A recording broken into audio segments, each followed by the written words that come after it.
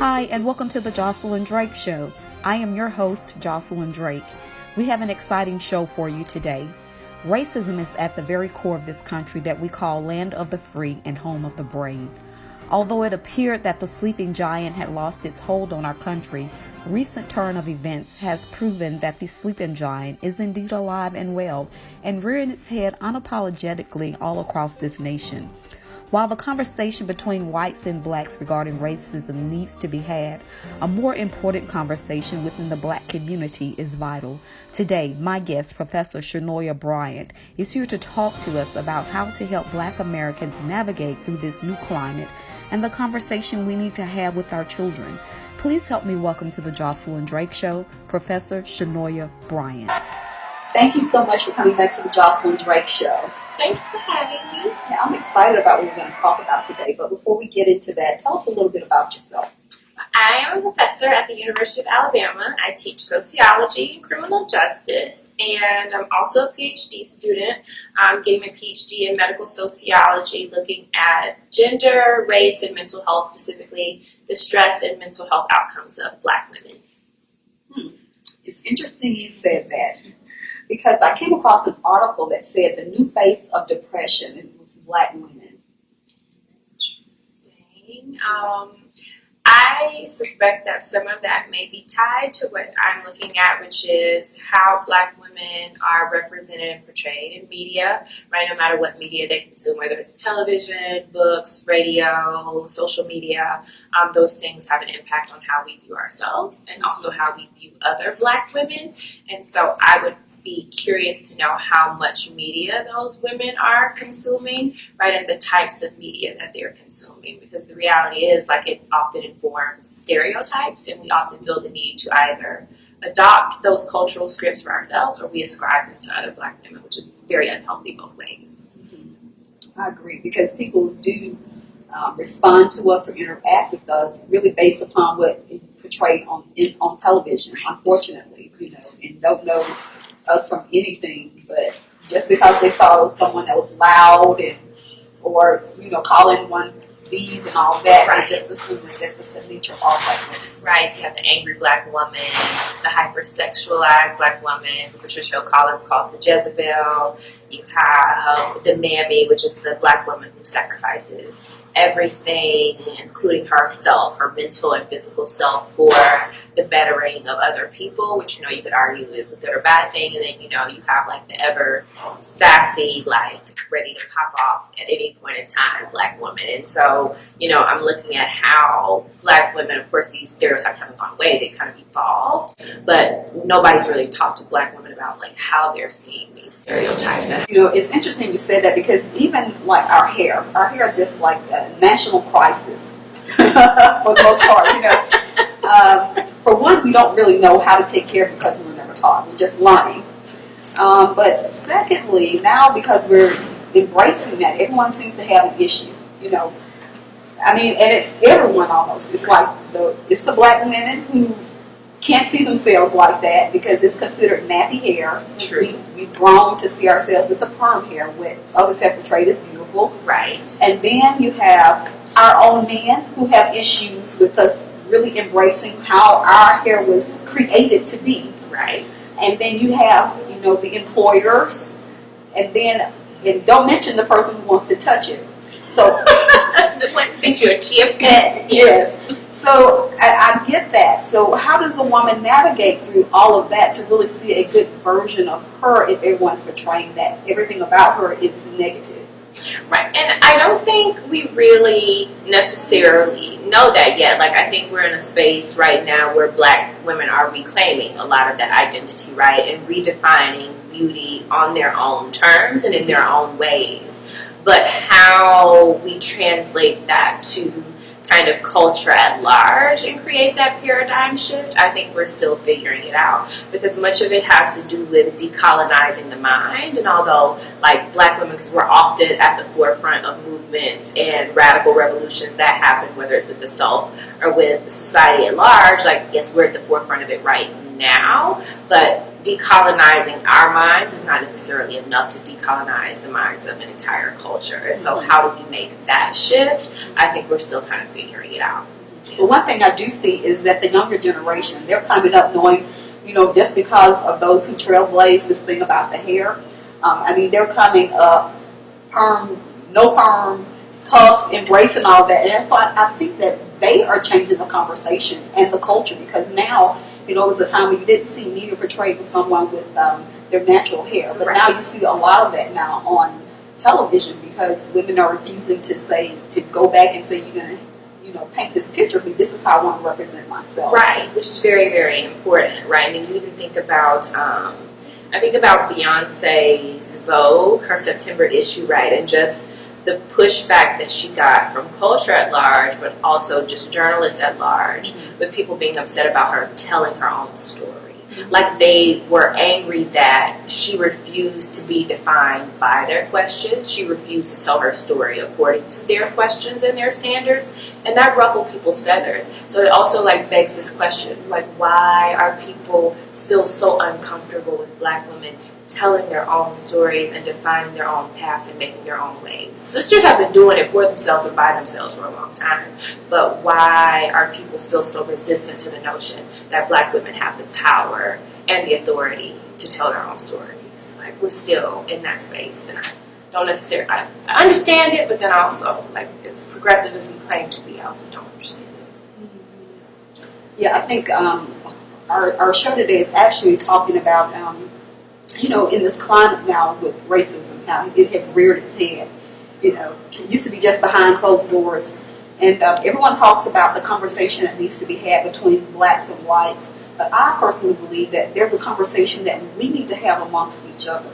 I think we need to define who we are, and I think we need to teach our children that as well.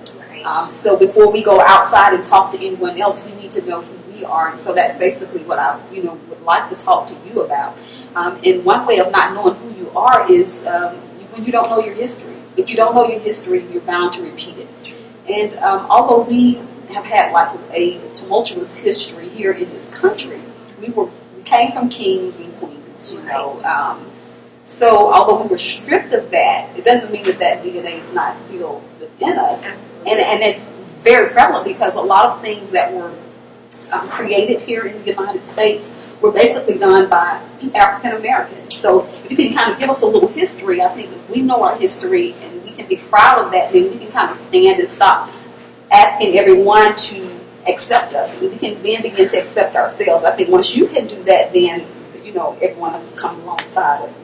I agree. Self-affirmation is probably one of the most important forms of affirmation, because once you validate yourself for yourself and even by yourself, all of the outside opinions coming in matter very little, especially when you know who you are and what you come from. And I think that's where our children kind of get lost in the shuffle, because their stories here in the schools that we put them in, the books they have, tells them that their story begins with slavery, right?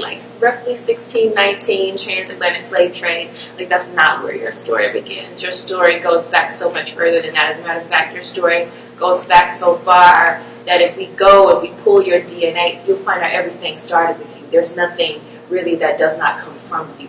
So it's we have this way of, or America, I'll say, has this way of conditioning our children to thinking that their very beginnings are inferior and less than, when that's not even their beginning at all for them. It's not the beginning of their story. So how do you get that information? I think I asked you this before. Where would a parent go to begin to get themselves, first of all, educated, and to educate their children? Civil Rights Museum, what books would you suggest? Going to the library saying, hey, what books do you have on African Americans? But the right history, the right stories. Right. Because everyone can come from a viewpoint of your story, but you want the accurate story. Exactly.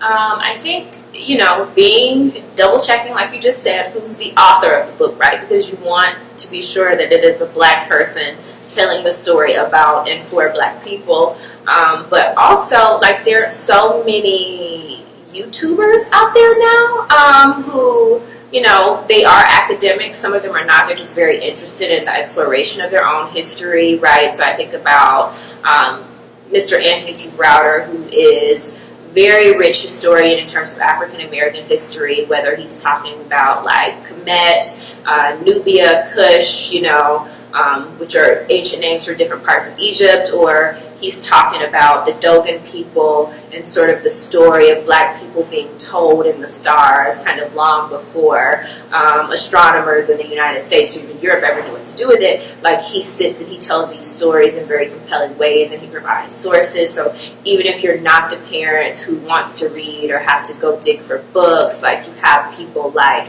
Anthony Browder, you have people like Dr.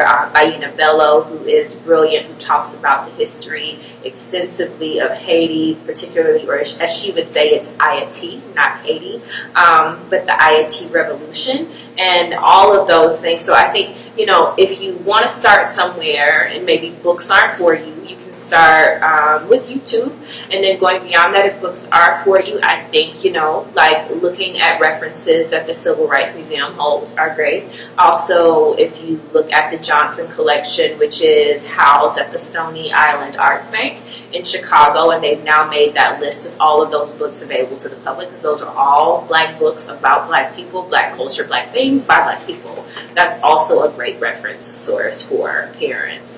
But it doesn't take much. Like, if you just start digging a little Google search, and you'll find yourself in a rabbit hole, finding out so many things about yourself that you never imagined, and no one also ever told you. Mm-hmm. I really, my heart is that we find it interesting or important enough to even go and do the research. We're not the Housewives of Atlanta, and we're not. That's not our origination, and so nothing against them at all. Right. But I'm saying, though, we need to go back to the beginning and the source so that we can carry ourselves in the way that the people who did, they lost their lives literally, for us not to be able to go through what they went through, and then for us to count it as nothing. It's heartbreaking and it's sad. And then the fact that we don't even know that they did it. Like, our kids today have no clue of what they went through in order for them to get up and go to a school with other people, with, white people, Asian people. They don't even get the clue that you could not do that just because of the color of your skin, but because these people fought and died so that you could. You take it lightly. Like, that bothers me tremendously, and I don't know what needs to be done. Like, I think like we're saying, the conversation, we need to really, go into the schools, if that's the starting point, but the kids really need to understand that people have paid a great price for us to be able to do the things that we're doing, just to get on a bus. We couldn't get on a bus, we had to walk everywhere. And then for you to come from Kings and Queens and to live like nigger people is just, it's just a slap in the face to those who wanted so much more for their children and their children and their children and their children. Right. And, it's amazing. My students and I were talking about this, right, because, and most of them in that particular course, they're juniors and seniors, and this is my race, ethnicity, and crime class, and so many of them were talking about, when I was walking them through the history of African Americans, walking them through the history of Native Americans in this country, walking them through the history of Asian Americans, they were floored, and they had to admit that those were things they never heard, they never read them in their textbook, they'd never been taught those things, and they said that they felt like, had they known much earlier, there was a sense of empathy that they could have developed that they had otherwise been denied. And so we have this conversation around, like, at what age do we start sort of telling the truth, right? The full truth about countries and people within our country and the things that they've been through. This is a very ugly story. It's a very bloody story. It's a story of terror. And at what age is a child capable of processing that and handling that? And how do we not let them get too far where they're beyond the point, right, where we're just talking about, turkeys on tables, and not the fact that, I taught a man how to grow corn, and my response or my gift for that was the raping of my women, the killing of my children, the burning of my village. Like, we tell the pretty parts, we tell the cute parts, but we don't like to tell the really nitty-gritty, ugly. And so at what point do we educate children about the real terror that we have not only like inflicted directly upon people with the physical violence, but also the psychological trauma that remains from that? And we couldn't come up with a definitive answer. Everybody was torn, right? Some people said kindergarten, some people said, middle school, but that's very hard because the story is ugly. Like when you really start to peel back the layers on this country, whether you're looking at African Americans, Native Americans, Asian Americans, it really doesn't matter. Like the story is so ugly and so bloody that if you, any human being at any point, when you start to strip away those layers, like you get, as my students say, like you get shook because it's uglier than you can even really imagine. But that's not what we tell our children. We paint colonizers, rapists, murderers, thieves. We paint them as heroes, and those are the textbooks that they read. And so then you wonder why they don't necessarily look at themselves as heroes, despite the resilience and despite the fact that they're still here, overcoming all of that, dealing with all of that, because the people who did it to them are painted as heroes. And they're taught not to question that either, which is a problem. So, I could go on and on about, like, just it almost seems as though they want the children to remain oblivious. And I think they do, which is why so much of our culture is taken from us and hidden, because the reality is if something was not so great or that much of a threat to your identity, why do you seek to hide it so? Why do you seek so much to erase it if it's really not that grand or that much of a threat? Like, our children don't really understand how beautiful and how literally sort of at the center of the world they are and that their history is. They don't know. Yeah, I really think that's the missing piece because, again, like you've traveled this world and you and I had gone to Brazil. And the thing about African Americans being low on the totem pole is not just like in this country. It's all around the world. And so I was listening to Miles Monroe, who is a well-known pastor who's gone on to be with the Lord. But he said that he was in a meeting, and it was this Chinese business person, very successful, and he asked him a question like, why do you think that African Americans all around this country, or all around the world, are like poverty levels low on the totem pole? And his reply was, like, you don't have ownership mentality, you have consumer mentality. And because we don't understand the importance of having our own, like all around the world, that is the reason why he attributes the fact that they're business owners, they own their own, everything they're doing is for their families, not to be a consumer or an employee, but to be a business owner, but to own my own was the reason why we are in the state that we're in. I don't know if you've had any research and getting your PhD in reference to that, or... I mean, it's more or less right. It's about class and capital. When you look at brown and black people across the world, like the darker you are, often the worse you have it. And I think the thing to remember is, right, because Chinese Americans, particularly in this country, haven't had a little hayride either. So I'm not sure if that Chinese business was even aware of his own history, right, or his people's history in this country. But the reality is that most of the people who were originals to those lands had those resources and that capital, which would have allowed them to acquire wealth, rapaciously taken from them. And rapaciously taken from them in a way in which not only were they exploited in having it taken, but they were exploited in a way that locked them out of ownership and locked them out of reclamation of that territory or those resources. So, like you look at Africa, the continent of Africa, the richest continent on earth in terms of resources. But look at how many people there live in absolute poverty. And I don't think it's about a lack of will. I think most of us do have colonized minds, and that needs to be undone. But then how do you dismantle sort of the colonizer's power and take back the resources when the colonizer has not only rapaciously taken everything, but the colonizer has also built policies that will favorably perpetuate that wealth across generations, so pass it down to, little colonizers, and then also policies to protect and lock people of color from ever being able to reclaim that. Because it's not like we haven't, done it for ourselves, by ourselves many times. It's just that when we have, those efforts have been crushed. You can look here in the United States at Black Wall Street in, Oklahoma. Like, we had our own banks, we had our own hospitals, we had our own airports, we had our own everything. And what did they do? They dropped a bomb on us. That's the song, that you dropped the bomb on me. That's actually what it's about with Black Wall Street.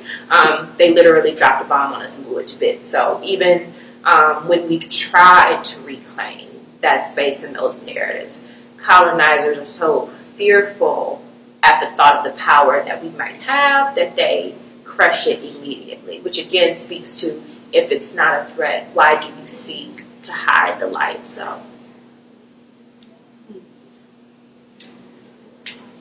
wow.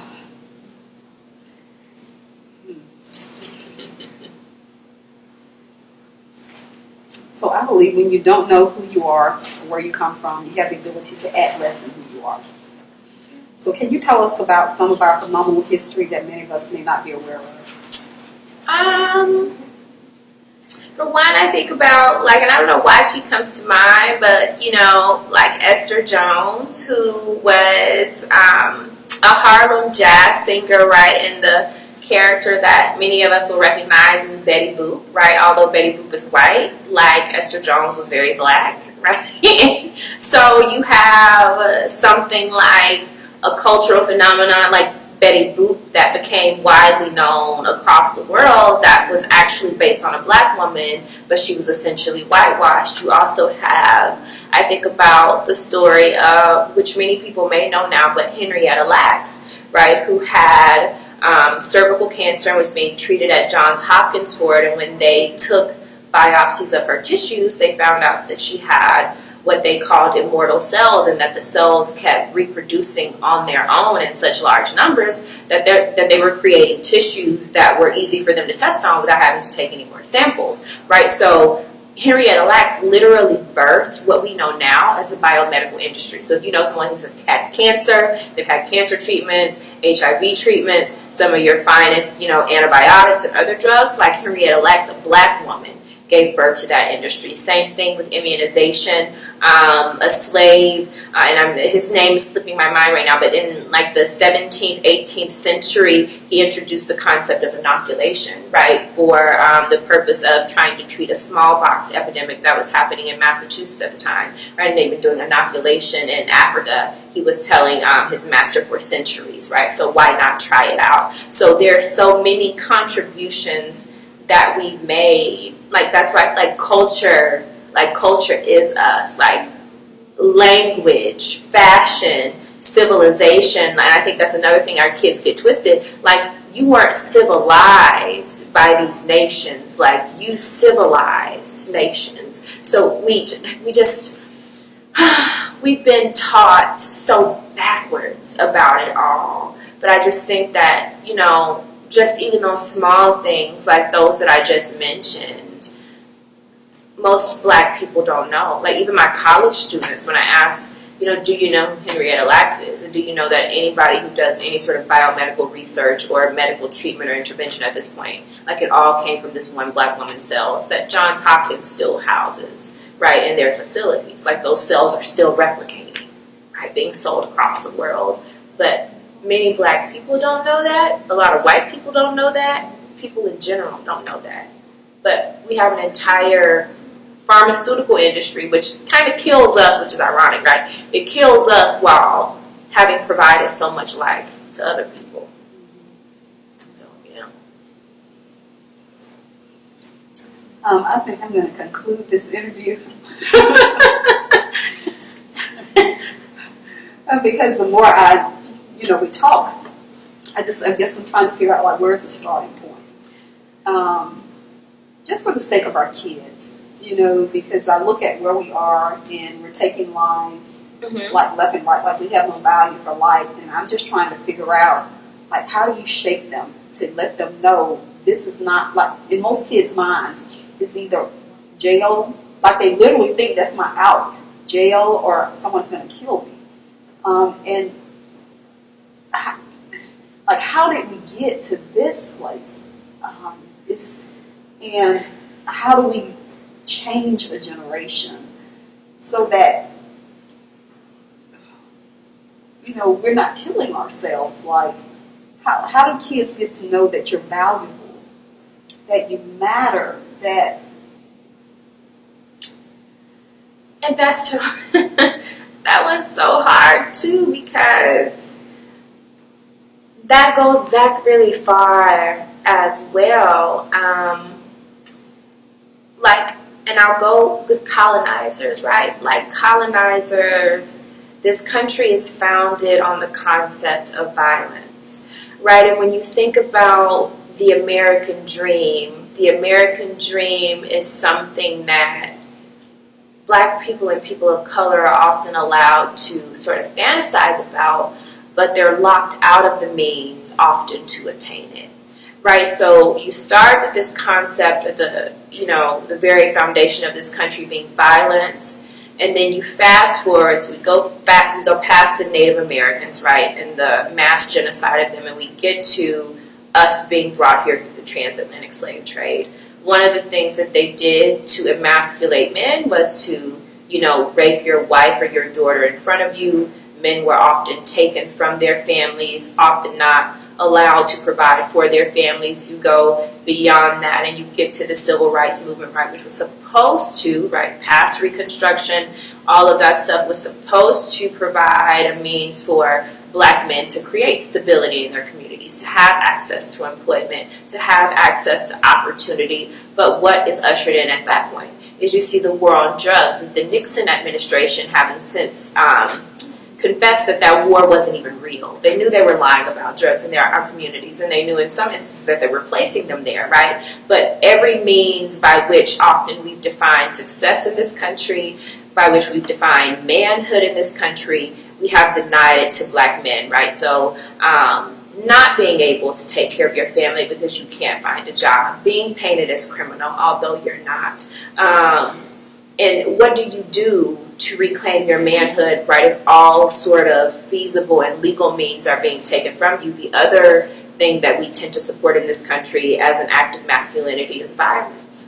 So if you don't have anything else, the one thing you do have left to reclaim your manhood is violence. And that's the very foundation of this country. So that's the one thing that you can hold on to, that the country has sort of promised and validated you in, that is okay, is that concept of violence, except now that you're taking it out on your brother, it's okay, but it still lands you into a mass industrial prison complex that feeds corporations that your communities don't profit from.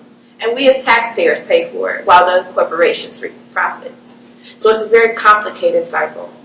So complicated and so layered. Even when people ask me about the relationship with Black men and Black women right now and the conditions of those relationships, it often also starts back to men being taken from women during, slave periods, women sort of having to become head of household, if you will, and pick up those torches. And even now, Black women, they're a safer space for America than Black men, right? So Black women, although we are still facing our own barriers, we get the educational opportunities. We're still perceived as kind of criminal and demonized, hypersexual, but we get entrance into spaces that Black men necessarily don't, right? So we're often more educated than our men, our incomes are higher, we get access to more spaces, and that in and of itself often for a lot of Black men is emasculating. So then there's this resentment, right, that is between Black men and Black women that is really not a consequence of Black men or Black women. It's a consequence of a much larger system that has been put in place to create that tension and that resistance and resentment toward each other. So it's all such a complicated cycle. That's why I say if you start digging, like, you're going to get into a rabbit hole, because it goes back so much further than we'd like to take it, or that we're comfortable with taking it. I don't say that much, but parents just, I don't know, send them to me. send them to me. I can't promise I'm going to sugarcoat it for them, but I can tell you I'll give them the truth about who we are, the truth about who this country has tried to make us, and that's not who we are. It's not. So we see that you have done in your pursuit for your PhD extensive work on this, and you've really given us a lot of knowledge, and it's a huge element. And the way that you eat an elephant is one bite at a time. So what would be the first bite, you would say? First bite is accepting, and this is probably going to rub a lot of people the wrong way, that much of what you've been taught is in many ways wrong. And you're going to have to burn the book and build a new one from scratch that focuses specifically on the history of your people, right? Because it's out there, but it's a matter of being ready to accept first that the things that you have learned and the knowledge that you have acquired has been offered to you through a very colonized and white gaze. And if the mirror that you're looking at is clouded, you will never truly see yourself. So you first have to acknowledge that most of what you've been taught is more than likely highly inaccurate, and even the accuracy that it does have it's reflected through a white gaze. So it's not truly reflecting your origins or your people. So what do you do with that? You first accept that the knowledge is wrong, and then you begin to decolonize the mind. And that's hard. That's an ongoing process. It's an ongoing process for me. I think everybody who's trying to reclaim Black identity as something to be proud of, something to both praise and critique, and do it on our own terms. That's an ongoing process for all of us, whether you want to be called African American or Black or whatever. It's an ongoing process. So much of what you learn kind of wrong, probably start here. Thank you so much for coming back to the Josilyn Drake Show. I am looking forward to having you back. You have really educated us to a great level. Your PhD is really paying off. Well, I hope so. Yes, you put us on overload over here. And I think, what I don't want to happen is for us to continue to be angry at a race of people for things that they've done and to continue to bring it up. I think that there's healing and forgiveness. And so I think once we can forgive, then we can begin to go back and start looking for the truth of who we are. Because if you don't know who you are, you know what people have told you, you don't know who you are, you can't necessarily be everything that you were intended to be. And a lot of people don't want to have that conversation, and it's okay. True. Because you can't make anybody do anything. That's right. But in order for you to become your highest, best self, truth has to be embraced on all levels. Right. And so again, I hope that as we have a conversation amongst ourselves, as opposed to having such a need to have conversations outside with others, I think, again, the conversation needs to start with us.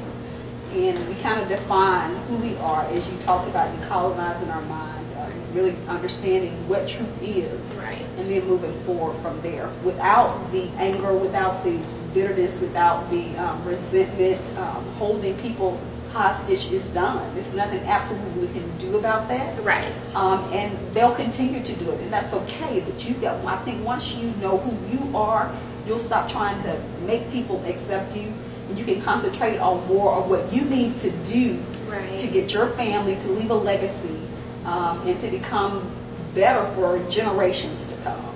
Right, and just to add to that a bit, I think a lot of people are angry at the wrong thing. Right. So everybody has a reason to be angry at and want to dismantle white supremacy. Right? And you don't have to be a white supremacist as a white person. And that's another thing I've found I've had to teach my students. Many of them cannot differentiate their white identity from white supremacy, and they're not necessarily the same thing. You can be a white person and not carry white supremacist ideologies, and I think that's also one thing that we have to learn as black people. The enemy is not white people, the enemy is white supremacy. Now, unfortunately, we have many of our white brothers and sisters that are choosing to adopt the ideology of white supremacy. But the reality is that, like, in order to dismantle white supremacy and the consequences it's yielding on all of us, like, it takes all of us, right? So we have to be able to separate the supremacy from the person, right? Because you're talking about an ideology and then you're talking about a human being. Right. And not all human beings carry that ideology. Right. Yeah. Very good. Well, thank you so much once again for being on the Josilyn Drake Show. Thank you for having me. Was entitled Dear Younger Me. It is our hope that this portion of the show will encourage someone that may feel they can't make it out of where they are. So we're going to ask you this question with the belief that something you say will encourage, inspire, motivate, or help someone else to win. What would you say to the younger you that may have been discouraged, worried, ashamed, afraid, hopeless, or angry? I would say to my younger self, guess what? So much of what you're learning is wrong, and so much of it as a young black woman is going to make you feel like you are inferior, make you feel as though in many spaces you don't belong, when in actuality, young woman, what you need to do is begin to decolonize your mind, trace your steps back to those who have already laid the steps before you, and dig deeper to realize that not only are you beautiful, loved, and worthy of all good things, most of everything that is beautiful, worth anything, and has ever been loved comes from you. It comes from your people. So take a step back, take a deep breath, like clean that slate, and let's start to decolonize. You'll be 2 steps ahead of the game if you do it now. Thanks for watching. The Josilyn Drake Show never stops. The conversation continues on Facebook and Instagram. Follow us, like us, and be a part of the conversation. Next time, enjoy life. See you next week on The Josilyn Drake Show. Get Josilyn's new single from her upcoming sophomore album, In This Place, on iTunes and all digital outlets.